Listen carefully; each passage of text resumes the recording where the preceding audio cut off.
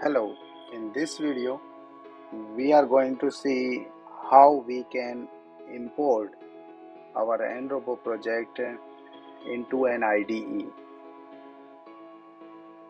So there are many IDEs available. If you go to Google and search for IDE for Python development, you can find out IDLE, PyCharm, PyDev, Spider, Thorny, Visual Studio, Atom, PyScripter, Eric, and many more. I am going to use PyCharm for the illustration purpose in all the video tutorials. So let's open PyCharm.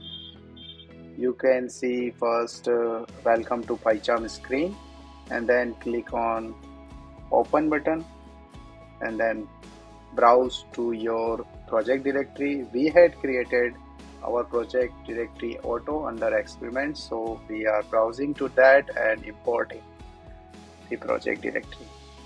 Here we can see that virtual environment has been already activated by IDE. This is the use of IDE.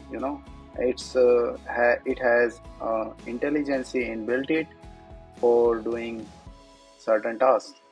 So that way IDE is very helpful in development. So we can run the same command that we were running from command line in the IDE itself in terminal section, and the results will be the same.